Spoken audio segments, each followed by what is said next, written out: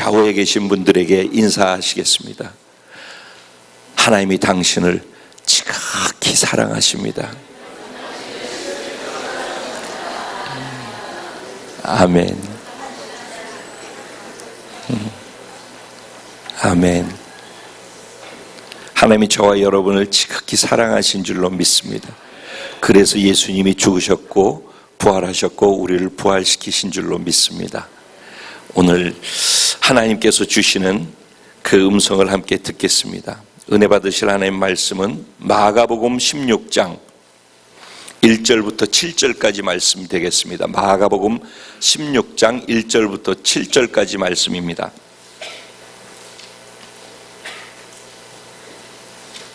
제가 한 절, 여러분 한 절 함께 교독하시고 마지막 7절 말씀은 한 마음 한 목소리로 합독하도록 하겠습니다.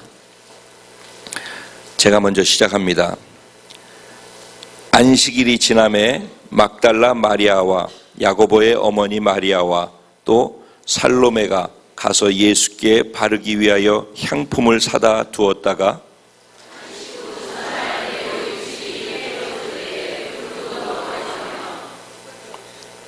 서로 말하되 누가 우리를 위하여 무덤 문에서 돌을 굴려 주리오 하더니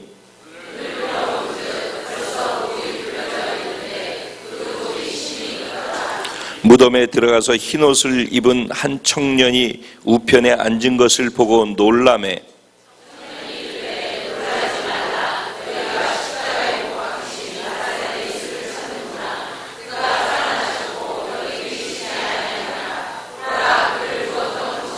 다같이 가서 그의 제자들과 베드로에게 이르기를 예수께서 너희보다 먼저 갈릴리로 가시나니 전에 너희에게 말씀하신 대로 너희가 거기서 배우리라 하라 하는지라. 아멘. 오늘 이 말씀 가지고 부활의 갈릴리로 초청받은 자 바로 당신입니다. 이 같은 제목으로 주신 은혜를 나누고자 합니다.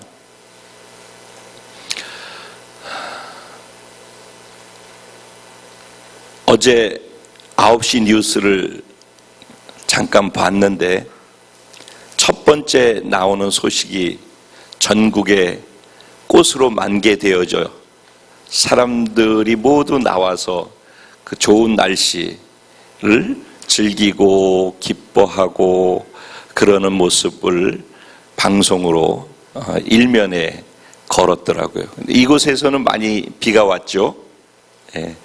그런데 오늘 아침에 일찍 교회로 나오다 보니까 비를 맞은 벚꽃 잎사귀들이 막 사방에 흩어져 있고 그런 모습을 보았어요.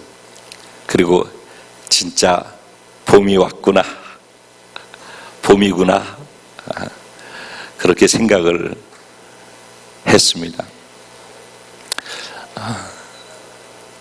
봄이 올 것 같지 않았는데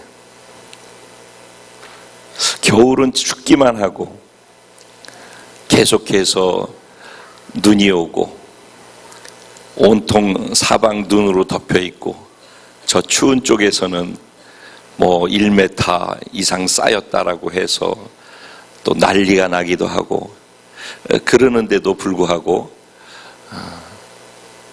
봄은 어김없이 우리에게 또 찾아와 줍니다. 참 감사한 일이죠. 이게 자연의 이치이고 하나님께서 이 자연 가운데 하나님의 이치를 담아 놓은 것이라고 생각을 합니다.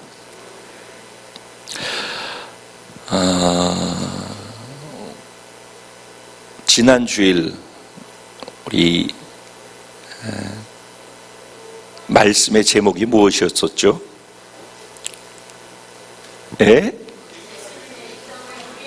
예수님의 입성을 누리는 자가 누구였죠? 여러분들 저희죠. 근데 예수님의 입성을 유일하게 수많은 사람들이 있었는데 누가 누렸다고 했죠? 예수님을 태우고 들어가는 나귀 새끼가 예수님과 하나 되어져 있기 때문에 누리는 누림을 나귀 새끼만 누릴 수 있었어요. 참 비밀 같고 참 지혜로운 얘기죠. 네. 그리고서 일주일을 예수님이 어떻게 지나가셨는지에 대해서 말씀을 드렸어요. 그래서 네 번째 되어지는 목요일 날 예수님은 제자들과 함께 제자들의 발을 씻겨주시고 그리고 최후의 식사를 하시고 난 다음에 겟세마네 동산으로 올라가셨죠. 그리고 겟세마네 동산에서 기도하기 시작했어요. 왜냐하면은 내일 금요일이 되어지면은 어떤 일이 일어날지를 알고 계셨기 때문에 예수님은 그것을 아시고 고통스러워서 밤이 새도록 기도를 하셨어요. 제자들한테 그 감당할 것이 얼마나 크고 힘들다라는 것을 알고 느끼고 있었기 때문에 너희들도 나를 위해서 좀 중보기도 해주지 않겠니? 그렇게 기도를 부탁할 정도로 예수님께서 제자들에게 얘기했는데 제자들은 다 어떻게 했어요? 한 시간도 같이 기도해 주지 못하고 다 잠들어 버렸어요. 예수님 혼자서 계속해서 밤새도록 기도했어요. 새벽녘이 되어가지고 저쪽에서 소리가 나기 시작하고 웅성웅성하더니 사람들이 이렇게 오기 시작하는데 누가 왔어요? 예수님을 팔았던 제자 가룟 유다가 로마 병정들과 유대인들을 데리고서 예수님 잡으러 왔어요. 그리고 그곳에서 예수님을 끌고 대제사장 가야바의 집으로 가서 그 뜰에서 선고를 하고 그리고 일부러 사형을 시키기 위해서 유대인들은 로마의 속국이었기 때문에 사형시킬 수 있는 제도가 유대인들에게는 권한이 없었어요. 그러니까 예수님을 죽이려고 작정했기 때문에 자기네들이 결판을 내놓고 난 다음에 그것도 억지로 그 합법적인 절차도 거치지 않냐고 그냥 막 해버린 거거든요. 그리고 그를 빌라도 즉 로마의 총독에게로 데리고 가서 억지로 우겨가지고 예수님에게 죄를 뒤집어 씌우고 로마의 법으로 사형수로 결정을 하게끔 만드는 겁니다. 그리고 결국은 예수님께서 그날 사형수로 결정이 되어지면서 아침 9시에 십자가에 못 박혀서 그때부터 고통을 겪으시기 시작했어요. 매달려가지고 피와 물이 다 빠져나가는 고통을 겪으셨어요. 그러니 아침 9시 되기까지 십자가에 매달리기 전까지는 그 골고다의 언덕을 올라가면서 채찍에 맞으면서 살이 튀기고 피가 튀기고 그 고통을 다 겪으면서 거길 가셨다가 금요일 아침 9시에 온몸이 찢겨진 상태에서 매달려서 6시간 동안 오후 3시까지 그냥 진을 다 빼시고 고통하시다가 오후 3시 다 이루었다 하시고 저들의 죄를 용서해 달라고 하나님께 마지막으로 부탁하시면서 숨을 거두셨어요. 그리고 난 다음에 매달려 있는 예수님을 보고 제자 중에서 자기가 제자이면서도 사람들에게 제자라고 얘기하지 못하고 숨어서 제자로 있었던 아리마대 사람 요셉이라고 하는 사람과 예전에 왜 율법 학자로서 유명한 사람인데 밤에 몰래 어떻게 해야지 구원을 얻을 수 있습니까? 라고 밤에 몰래 예수님께 찾아와서 구원을 얻는 방법에 대해서 물었던 니고데모라는 사람이 있었죠. 그 두 사람이 빌라도에게 와서 예수님의 시체를 자기들이 인양해 가도 되겠습니까? 그래서 인수해 가지고서 옵니다. 그리고 바로 골고다의 그 산에 그 나라 사람들은 동굴에다가 시신을 집어넣고 그리고 큰 돌로 동굴 입구를 막아서 그 안에 장사를 지내게 돼 있어요. 그래서 예수님을 그 니고데모라는 사람이 자기가 가지고 있는 그 몰약과 향유라고 하는 것은 그 방부제 역할을 하고 냄새가 사람이 시신이 썩으면은 냄새가 나기 시작하는 것을 막기 위해서 온 몸에 발라주는 그런 것입니다. 그런데 1리밧이라고 하는 것이 한 327g이라고 하는데 100리밧이라고 하는 그 33kg 정도 되어지는 큰 그것을, 그러니까 많은 돈을 들여서 예수님을 위해서 그렇게 헌신을 하고 예수님을 장사 지냈어요. 그리고서 이제 토요일 하루가 지나서 안식일이었어요. 토요일이 안식일이 지나고서 주일 새벽, 그러니까 오늘 새벽이 되는 거예요. 오늘 새벽에 마리아라고 하는 두 여자, 막달라 마리아와 그리고 야고보의 어머니 마리아, 살로메라고 하는 이 세 사람이 예수님이 걱정되는 거예요. 예수님의 몸에다가 향품을 발라드리고 싶은 마음이 생겼어요. 그래서 그들은 제자들이 다 도망가고 다 배신했을 때에도, 예수님이 잡혀갈 때에도 같이 갔고, 예수님이 채찍에 맞아서 골고다 언덕을 갈 때에도 같이 갔고, 십자가에 못 박혀 죽으실 때까지도 같이 있었던 사람, 예수님을 진심으로 사랑하고 예수님께 감사하고 은혜를 아는 사람들이었어요. 그리고 예수님이 죽으셨는데도 불구하고 예수님께 무엇을 어떻게 해드릴까라는 마음을 갖고 모두 무덤으로 갔던 것이에요. 그곳에 가서 자신들이 가지고 온 향품을 예수님께 발라드리고 싶어서 찾아갔더니 새벽인데 동굴을 막고 있었던, 즉 예수님이 그 안에 시신으로 있는 그 자리를, 동굴의 입구를 막고 있었던 큰 돌이 있었는데, 이들은 그 걱정을 했어요. 우리가 가긴 가는데 어떻게 이 동굴을 막고 있는 돌을 어떻게 옮길 수 있지, 누가 우리를 도와줄 수 있을까 고민하고 그러면서 걱정하면서 거길 갔었거든요. 갔는데 돌이 옮겨져 있는 거예요. 그래서 깜짝 놀래가지고선 굴 안으로 들어갔어요.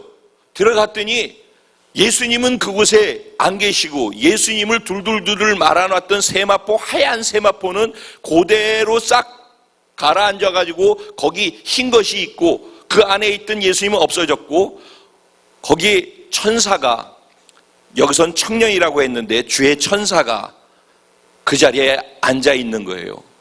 그래서 이들이 깜짝 놀라가지고 이게 어찌 된 일인가 하고 두려워하고 있을 때 그 천사가 이들에게 이야기를 한 거예요. 뭐라고 얘기를 하냐면은, 너희들이 십자가에 못 박힌 예수를 찾고 있느냐? 예수님은 이미 본인이 말씀하셨던 것처럼 3일 만에 죽으시고 부활하셔서 갈릴리로 가신다. 그러니까 너희들은 지금 제자들에게 가서, 특별히 베드로에게, 콕 집으면서 베드로에게 가서 예수님이 말씀하셨던 것처럼 3일 만에 죽으셨다가 부활하셔서 갈릴리로 가셨으니까 너희들도 갈릴리로 가라, 이렇게 전하라고 말씀을 하는 내용이 오늘 본문의 내용입니다. 전체 이야기가 그림이 그려지시죠? 예. 왜 예수님께서는 부활하시자마자 갈릴리로 먼저 가시면서 제자들에게 갈릴리로 오라고 그렇게 부탁을 하셨을까요? 이유가 무엇일까요? 먼저 그것을 생각해 보려고 합니다. 왜냐하면 제자들은 갈릴리에 사는 사람들이었습니다. 갈릴리의 어부들이었습니다. 그런데 그 갈릴리에서 살면서 물고기를 잡으면서 평생을 살았는데, 그렇게 사는 것이 고통스럽고 절망스럽고 자기들이 이 땅에서 살아가면서 얼마나 힘들고 고통스럽고 절망스러운지를 알고 있는 사람들이었습니다. 그런 그들에게 예수님이 갑자기 찾아오셨던 것입니다. 그리고 그들이 실패한 그날, 깊은 데로 가서 그물을 던지라고 말씀하셨을 때 그들이 순종했던 그 순간, 자기들의 힘과 의지와 노력으로 안 돼서 절망하고 있던 그 모든 절망이 끝나고 새로운 희망으로 예수님께서 모든 것을 하실 수 있는 분이라는 것을 깨달을 수 있는, 그리고 예수님을 가슴으로 만날 수 있는 만남이 시작된 시간이었습니다. 갈릴리는 그러니까 예수님이 하나님의 아들이심, 예수님이 자신들의 인생의 주인이심을, 그리고 예수님이 우리를 구원할 구세주이시고 메시아시라는 사실을 경험하고 믿고 따를 수 있는 그런 것들을 확실하게 개인마다 확실하게 자신 안에 인쳐버릴 수 있는 자리가 갈릴리였던 것입니다. 그들은 갈릴리에서 예수님께서 모든 자연 만물을 다스리시는 하나님의 아들인 것을 보았습니다. 하나님은 빛이 있으라며 빛이 있으시게 하시는 분이셨습니다. 예수님은 파도가 치고 풍랑이 일어서 모두가 두려워 떨고 있을 때 파도야 잠잠하라 말씀하시니까 파도가 잠잠케 되어지게 만드는 분이셨습니다. 예수님은 자연을 다스리시는 분이셨습니다. 예수님은 모든 아픈 환자들이 자신에게 왔을 때 눈먼자, 귀머거리, 그리고 벙어리, 팔, 다리가 성치 못한 모든 분들 그 자리에서 치료하시는, 질병을 다스리실 줄 아는 분이셨습니다. 이 땅에서 자신이 지은 죄 때문에 고통하고 정죄감에 빠져서 절망 속에 있는 사람들에게 내 죄가 사해졌느니라 말씀하시면서 죄를 용서하시고 죄를 다스리시는 전능하신 하나님이신 것을 보여주셨습니다. 예수님은 귀신 들린 자에게 귀신을 쫓아내시고 꾸짖어서 명하시면서 나가라고 하면은 귀신들은 두려워 떨면서 저분이 하나님의 아들이라고 인정하면서 떠나갔었던, 귀신들도 다스리는 분이셨습니다. 그런 예수님을 그들은 그들의 인생의 주인으로 받아들인 것입니다. 예수님은 무리를 걸으셨습니다. 그리고 제자들을 무리를 걸을 수 있게 하셨습니다. 예수님은 병을 고치셨습니다. 그리고 제자들이 병을 고칠 수 있는 능력을 주셨습니다. 예수님 귀신을 쫓아내셨습니다. 제자들이 귀신을 쫓아낼 수 있는 능력도 주셨습니다. 그 모든 것을 경험한 자리가 어디냐? 갈릴리라는 것입니다. 갈릴리에서 그들은 그런 예수님을 만났고 그 예수님과 사랑에 빠졌습니다. 난 을 따라 살겠습니다.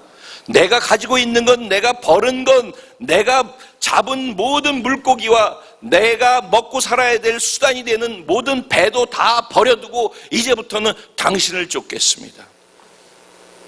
그리고 예수님을 쫓았습니다. 예수님을 너무너무 사랑했고 너무 신뢰했기 때문입니다. 그리고 나는 죽는 데까지라도 예수님을 따라가겠습니다 라고 그렇게 제자들은 한결같이 예수님께 고백을 하며 예수님을 따라섰습니다. 저는 이 모습이 제가 복음 1강에서 얘기하는 절대 절망을 경험하면서 예수님을 만나고 선택하고 절대 희망으로 넘어와 새로운 존재가 되어지는 그 모습이라고 생각을 합니다. 그런데 그들에게 어떤 일이 일어났습니까? 두 번째 절망의 시간을 경험하는 일들이 일어났습니다. 예수님이 십자가에 못 박아 죽어야만 한다라고 말씀하시니까 그들이 기대했던 것은 유대인의 왕으로서 로마로부터 해방시키고 자신들이 기대하고 있는 것들을 계속해서 공급해주는 그런 예수를 기대했었는데, 나는 그거 하려고 여기 온 게 아니라 나는 죽고 3일 만에 부활해서 하늘의 왕, 우주의 왕이 되기 위해서 왔지 유대인의 왕으로 온 것이 아니야. 나는 만왕의 왕으로서 온 것이야 라고 말씀을 하시는데 그 말이 이해가 안 되는 겁니다. 그리고 자기 원하는 대로 되지 않으니까 자기가 살아나기 시작한 것입니다. 그런 우리 때문에 십자가에 죽어야 하는 그 예수님의 마음을 모르고 그들은 자기의 필요만을 또 채우려고 했던 것입니다. 그래서 그들에게는 두 번째 절망이 옵니다. 그들 안에 있었던 예수가 마음속에서 죽어버린 것입니다. 예수를 믿고 신뢰했던, 유일하게 예수님만 의지하고 순종하고 간다고 했던 그 결심과 결단도 다 죽어버린 것입니다. 언제? 예수가 십자가에 못 박혀 죽는다고 하는 그 순간. 그래서 예수를 다 놓아버리고 포기했습니다. 그들 안에서 예수가 죽기 전에 이미 그들 안에서 예수가 죽었던 것입니다. 그때부터 그들을 두 번째 절망, 신앙을 갖기 이전의 절망에서 이제는 신앙 안에서의 절망을 경험하기 시작하는 것입니다. 이게 복음 2강에서 겪는 그런 갈등과 고민들인 것입니다. 제가 요새 복음 강의하면서 복음을 이해시키는데 어떻게 그걸 이해시킬까 하면서 지금 말씀 속에서 이거를 드리는 겁니다. 여러분들이 정확하게 복음을 이해하시라고. 예수님께서는 그들에게 그렇게 첫사랑으로 예수를 제대로 인정하고 예수를 따랐던 그 자리로 그들을 다시 초청하고 있는 것입니다. 그러면 어떻게 하면 갈릴리로 갈 수 있겠습니까? 제자들이 어떻게 하면 갈릴리로 갈 수 있겠습니까? 예수님을 만났던 그 기억으로, 예수님과 경험했던 그 사랑의 자리로, 다시 첫사랑의 자리로 어떻게 하면 돌아갈 수 있겠습니까?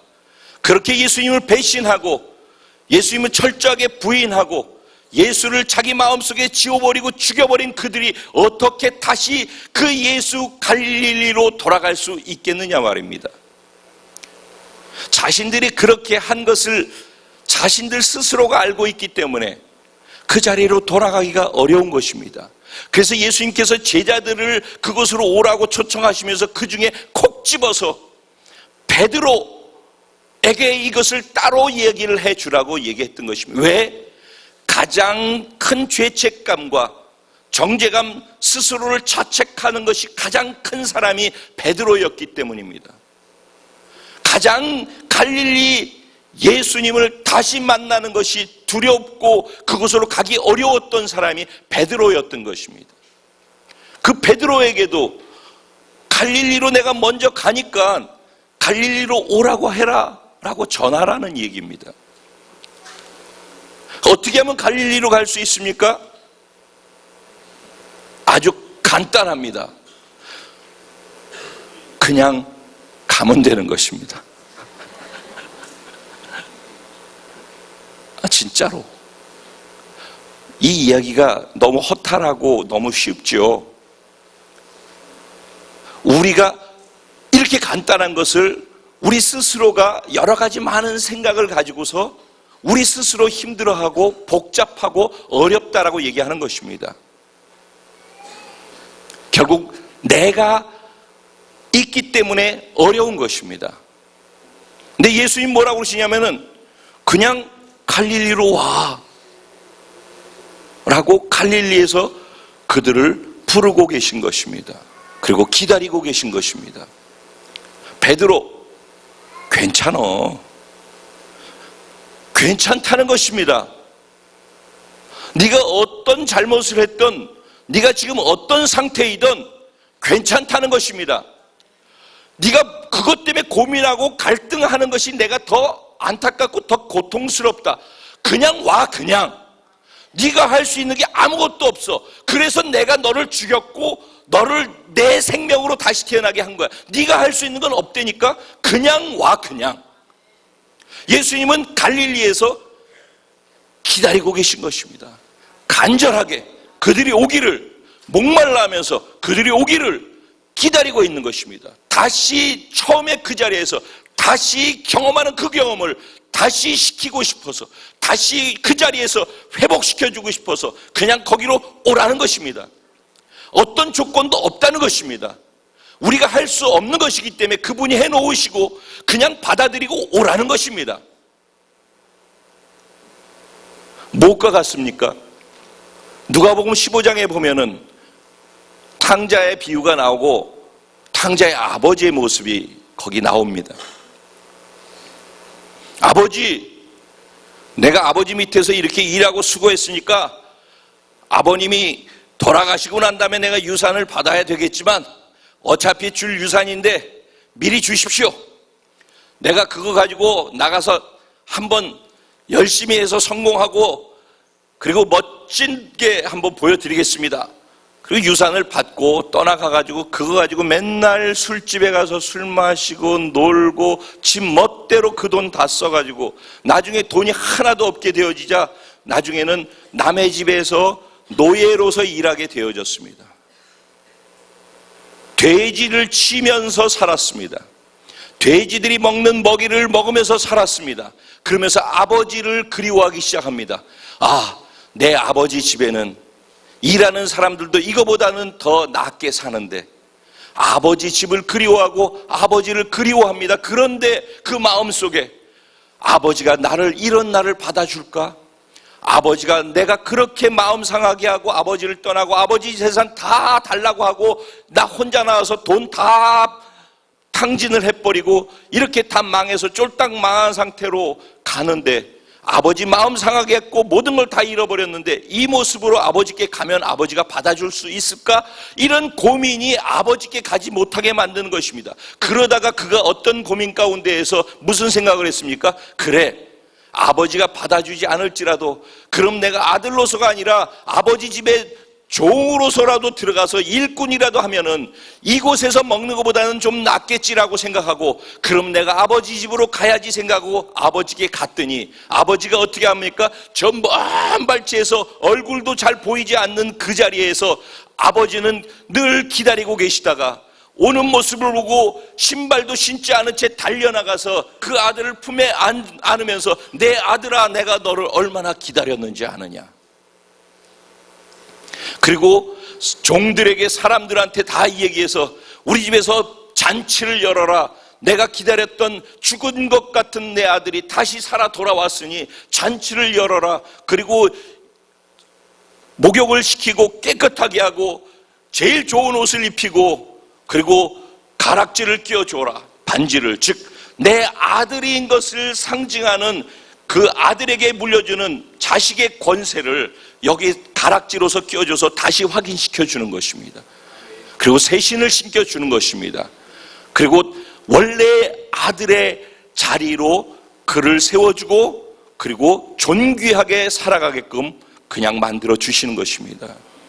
이것 탕자의 비유에 나오는 이 모습, 기다리는 아버지의 모습, 이 모습이 갈릴리에서 부활하시자마자 타락하고 배신하고 떠나갔던 제자들을 갈릴리로 부르시면서 기다리고 계시는 예수님의 모습과 동일하지 않습니까? 어쩌면 제자들은 탕자의 모습과 같지 않습니까? 제자들이 갈릴리를 가지 못하는 이유는 탕자가 이렇게 하고서 어떻게 체면이 있지 갈 수 있어라고 고민하는 고민 때문에 못 가는 건 아니겠습니까? 내가 한 일 때문에 못 가는 건 아니겠습니까? 내 죄 때문에 못 가는 거 아니겠습니까? 근데 그게 상관없다는 것입니다. 어차피 그건 네가 할 수 있는 부분이 아니라는 것입니다. 너희는 내 은혜로만 살 수 있다는 것입니다. 너희는 내 은혜를 의지하고 나를 믿음을 통해서만 가능한 삶을 사는 존재들이라는 것을 알라는 것입니다. 주님이 우리에게 말씀하시고자 하는 것은 그것인 것입니다. 제자들을 부르십니다.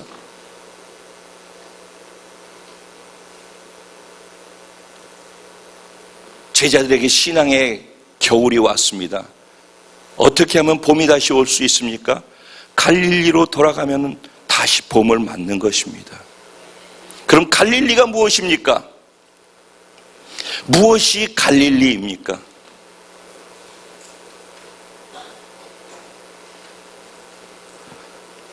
내가 죽는 자리가 나의 죽음을 시인하고 인정하고 나를 죽음으로 넘기우는 복음을 적용하는 자리가 갈릴리인 것입니다.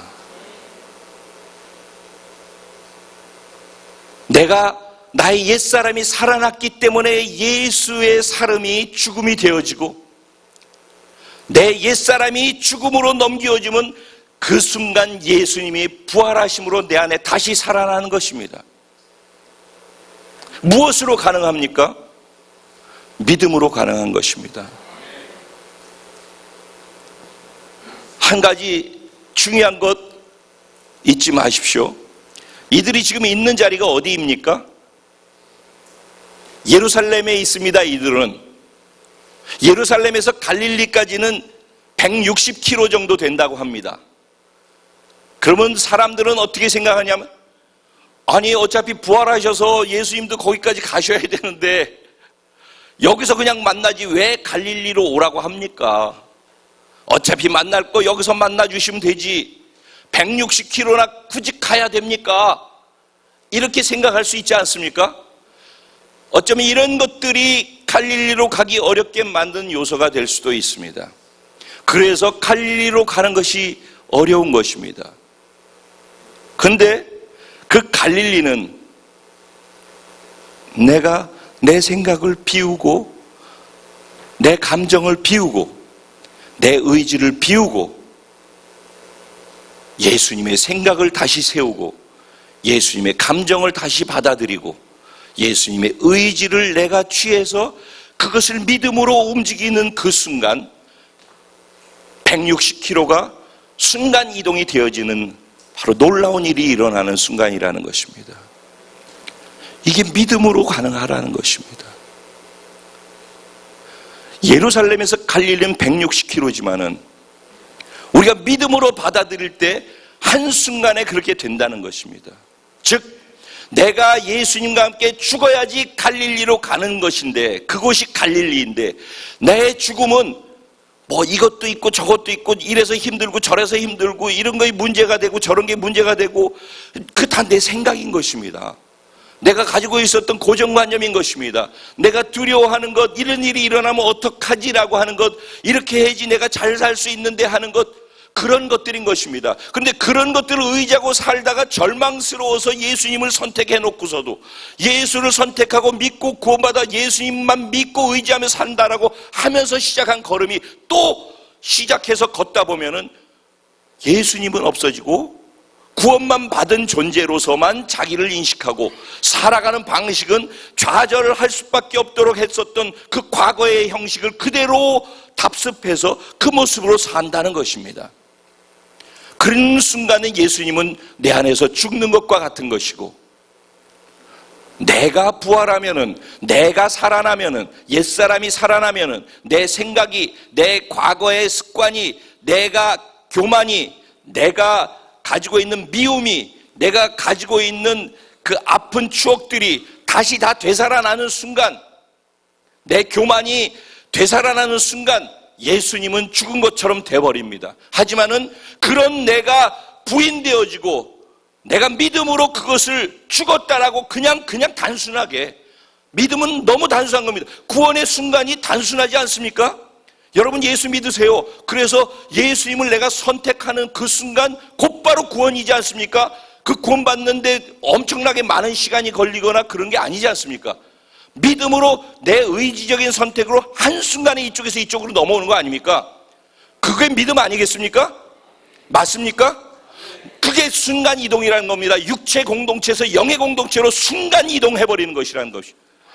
이것이 여기서부터 여기까지 160km가 될지라도 순간의 이동이라는 것입니다. 그런 것처럼 그게 구원받을 때도 그런 것처럼 우리가 구원받은 자로 살아가는 데 있어서 존재가 변화되는 것이라면 존재답게 살아가는 시간 속에서의 절망을 경험하는 것에서 거기서 일어나는 것도 순간이라는 것입니다.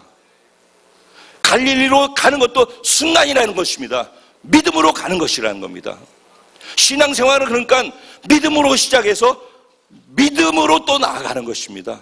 믿음으로 구원받고 믿음으로 그런 존재가 되어져서 이제는 그런 존재답게 살아가는 것도 믿음으로 사는 것이고 그리고 구원을 완성하는 완전히 죽은 이후에 영화롭게 되는 것도 믿음으로 천국으로 넘어가는 것입니다. 그러니까 우리는 믿음으로만 가능하다는 것이 그래서 하나님께서 갈릴리에서 제자들이 자기를 의지하고 자기 노력으로 살아가고 있는 것이 절망이라는 것을 그들이 알고 있는 그 순간 찾아오셔서 그들이 절망하고 있을 때 찾아오셔서 너희 스스로 하니까 안 되지. 내 말 들어봐. 깊은 데로 가서 그물을 던져봐. 깊은 데로 가서 말도 안 되는 건데 그렇게 했더니, 순종했더니, 그분의 말씀대로 따랐더니 그 자리에서 어마어마한 기적이 일어나지 않습니까? 그걸 통해서 갈릴리에서 첫 번째 예수를 만나면서 그들이 경험한 건 자기 힘으로 하면 안 된다는 것, 오직 하나님만 의지해야지 가능하다는 것, 이거를 아주 각인시켜 준 것이거든요. 그런데 그렇게 시작해 놓고 난 다음에는 또 하나님만 의지하고 살지 아니하고 자기가 하려고 하는 것이 나왔다는 것입니다. 그 자기가 비워질 때, 부인되어질 때 예수님이 살아나고, 오늘 부활절입니다. 예수님 부활하셨습니다. 할렐루야. 우리는 그렇게 인사를 했습니다. 우리도 부활합니다. 할렐루야 하고 인사를 했습니다. 어떻게 우리가 부활합니까? 존재적으로는 이미 부활의 생명 안에서 부활되어졌습니다. 이미 우리는 나중에 죽은 이후에 부활하지만 지금 여기서부터도 부활한 존재로 부활의 생명으로 살고 있는 것입니다. 우리는 그런 존재들입니다. 믿게 되길 주님의 이름으로 축원드립니다. 그런데 그런 존재답게 누리면서 살아가는 것이 어떻게 가능하느냐? 지금 오늘 말씀처럼 내가 믿음으로 하지 않을 때는 예수가 마치 죽은 것 같고 마치 내가 부활하지 않은 것 같은 존재로 살게 된다는 것입니다. 그래서 또 삶의 구렁텅이 속에서 추운 겨울을 맛보고 삶의 패배와 실패 속에서 절망 속에서 또 사는 겁니다. 예수 믿고도. 그런데 내가 내 안에 예수를 부활시키고 내가 믿음으로 그분의 말씀에 존중하고 그분만 인정하고 신뢰하면서 걷는 걸음을 살아가기 시작할 때 다시 예수가 부활하고 예수의 생명과 연합되어 있는 내가 부활되어져서 예수님과 연합돼서 취할 수 있는 모든 것들을 내가 취하게 된다는 것입니다. 예수님과 연합됐다는 말은 내 존재가 바뀌었다는 말입니다. 그럼 예수님과 연합됐다는 말은 예수님 지금 어디 계십니까? 하늘에 계시죠. 그럼 우리는 어디에 있습니까? 하늘에 있는 것입니다. 예수님이 능력이 있으십니까? 그럼 우리는 능력 있는 예수가 연합되어 있습니까? 그럼 우리에게 능력이 있는 것입니다. 예수님이 치유의 능력이 있습니까? 그러면 우리가 예수님과 연합되어 있습니까? 그럼 우리 안에 치유의 능력이 있는 것입니다. 아멘. 그래서 우리가 기도하면은 기도하는 대로 되어지는 것이고, 우리가 귀신을 쫓으면 귀신이 쫓겨나가는 것이고, 우리가 병든 자에게 손을 얹으면 낫는 일이 일어나는 것입니다. 이것은 그분과 연합되어 있는 그 연합의 권세로 말미암아서 그게 가능하다는 것입니다. 그런데 만약 우리가 그분을 의지하지 아니하고 내 노력을 의지해서 살겠다라고 생각하면서 그분을 자꾸 내려놓고 내 생각으로 내 노력으로 의지하는 순간에 내 안에 있는 연합되어 있는 그분은 마치 죽은 것처럼 되어지고, 내가 내 옛사람의 망령이 살아나는 순간 그분은 죽은 것처럼 되는 것입니다. 지금 무슨 말인지 쉽죠? 이해가 잘 되죠? 그러니까 오늘 이 말씀을 기억하시고, 주님 부활하셨습니다. 우리도 부활했습니다. 그런데 이 땅에 살면서 부활을 경험하고 누리면서 살아야지 되지 않겠습니까? 오늘 그 누림이 부활할 수 있는 은혜가 있게 되기를 주님의 이름으로 축원드립니다. 예수님께서 부활하셨습니다. 그리고 제자들을 만났습니다. 그리고 그 중에 베드로를 만났습니다. 예수님 뭐라고 그에게 질문했습니까? 베드로야, 다른 건 어떤 얘기도 하지 않았습니다. 네가 날 사랑하니? 네가 나만 사랑하니? 베드로야, 네가 나만 의지하겠니? 묻는 것입니다.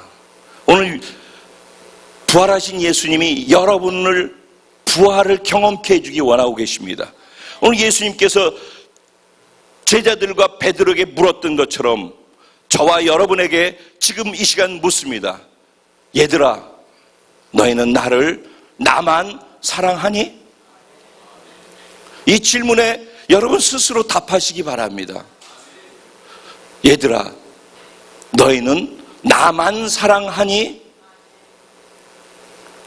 두 번째, 얘들아, 너희는 나만 의지하고 나만 믿고 내 말에만 순종하며 갈 수 있겠니? 그리고 마지막으로 예수님께서 베드로에게 하시는 말씀이 있습니다. 제가 주를 사랑하는 것을 주님이 아시지 않습니까? 그 내 양을 먹이라, 내 양을 쳐라 말씀하셨어요. 그리고 난 다음에 마지막으로 베드로에게 하신 말씀이 무엇인지 아십니까? 너는 나를 따르라. 예수님만 따를 수 있겠습니까? 예수님이 가는 대로 움직일 수 있겠습니까? 예수님이 가는 곳에 같이 가야 연합입니다. 그리고 예수님과 함께 있을 때 예수님 안에 있는 모든 것이 우리를 통해서 드러나는 것입니다. 그게 가능해야 다음 뭐가 가능한지 아십니까? 너희들이 나의 능력과 생명과 연합되어서 그것을 누리고 있느냐? 그렇다면 나의 비전과 꿈에도 연합되어 있고 나의 가치에도 나의 삶의 목적에도 연합되어 있는 것이다. 그러면서 마지막으로 승천하시기 바로 직전에 뭐를 말씀하십니까? 너희는 모든 족속에게 가서 내가 너에게 분부한 모든 것을 가르쳐 지키게 하라. 내가 세상 끝날까지 항상 너희와 함께 있을 것이다. 그래서 지금 보면은요, 요한복음에서는 21장이 마지막 장인데 뭐라고 얘기를 하면서 끝을 맺냐면 예수님께서 부활하셔서 제자들을 만나고 마지막에 베드로를 만나서 베드로에게 사랑하냐고 3번 물으시고 그러면 내 양을 먹이고 내 양을 치고 내 양을 먹이라고 말씀하시고 난 다음에 너는 나를 따르라. 이것이 마무리되어지는 끝장면이에요. 하지만은 마태복음과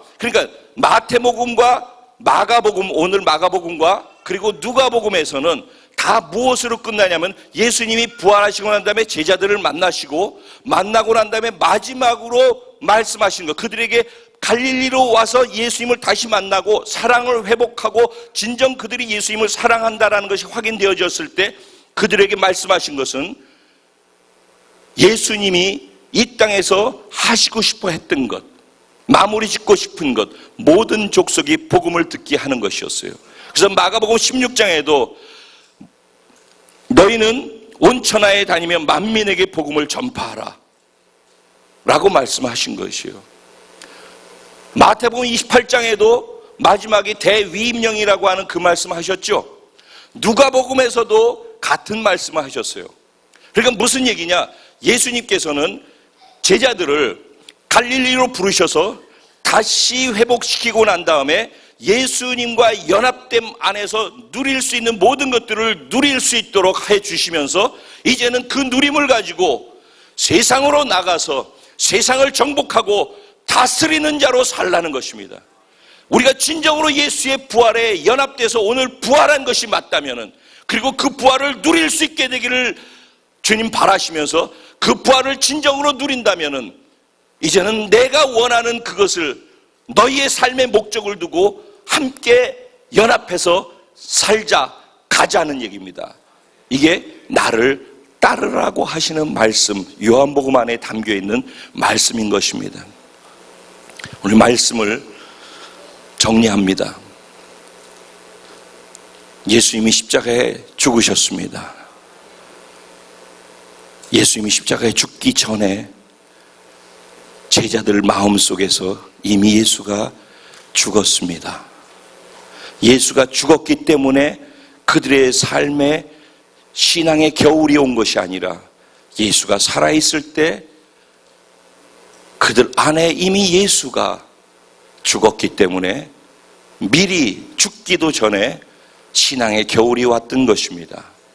예수님은 갈릴리로 부활하셔서 가시면서 그들에게 자기 안에 죽은 예수를 다시 회복시키기 원했던 것입니다. 예수님은 살아나셨지만 그들 안에 죽어있는 예수를 다시 깨우고 싶었던 것입니다. 그 안에 있는 예수를 부활시키고 싶었던 것입니다. 그 안에 있는 예수가 어떻게 부활한다고요? 내 옛사람이 다시 죽어질 때 내 안에 예수가 살아나는 것입니다. 오늘 저는 이 부활절이 그냥 행사로 지나가는 부활절이 되기를 원치 않는 것입니다. 전 정말 우리가 부활된 존재로 살고 싶습니다. 그리고 우리 공동체 지체들이 부활을 누리면서 살게 그렇게 하기를 간절히 소원하고 있습니다. 갈릴리로 가면 됩니다. 그곳에 가면 모든 것이 회복됩니다. 갈릴리가 어디라고요? 내 옛사람이 다시 죽음으로 넘기워지는 자리가 갈릴리입니다. 무엇으로 가능하다고요? 단순하고 간단합니다. 믿음으로 가능한 것입니다. 우리가 구원도 순간 믿음으로 받은 것처럼 우리가 예수님을 따라가는 것도 단순해지면 됩니다. 제가 그러죠. 아메바처럼 단순해라. 똑똑할수록 이런 삶을 살기가 어렵다. 돈이 많을수록 이런 삶을 살기 어렵다. 낙타가 바늘구멍으로 들어가는 것이 어려운 것처럼 그렇게 어려운 게 무언가를 자기 것을 가지고 있는 사람이다. 자기 것을 죽음으로 넘기울 때 그분의 것이 자기의 것이 된다, 이런 얘기입니다. 오늘 그 같은 은혜가 저와 여러분에게 있게 되기를 간절히 소원합니다. 오직 믿음으로, 우리 좌우에 계신 분들에게 단순하게 오직 믿음으로,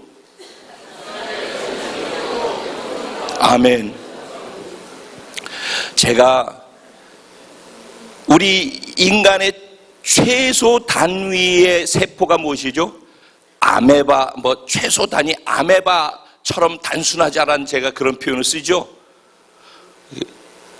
제가 지난번에 말했더니 아메바가 뭔지를 몰라서요. 그런 일은 없죠? 네. 그 정도로 아주 초단순 세포처럼 하나님의 말씀에만 아주 단순하게 반응할 줄 아는 그런 축복과 특권이, 그런 믿음이 저와 여러분 우리 공동체 모두에게 있게 되기를 주님의 이름으로 축원드립니다. 오늘 그 믿음이 부활하는 은혜가 있게 되길 바랍니다. 그리고 그 사랑으로 다시 회복되어져서 그분이 원하시는 그분의 꿈과 비전에도 우리가 부활되어져서 그것을 위해서 살 수 있는 은혜가 있기를 소원합니다. 오늘 말씀을 생각하면서 같이 기도 드리겠습니다.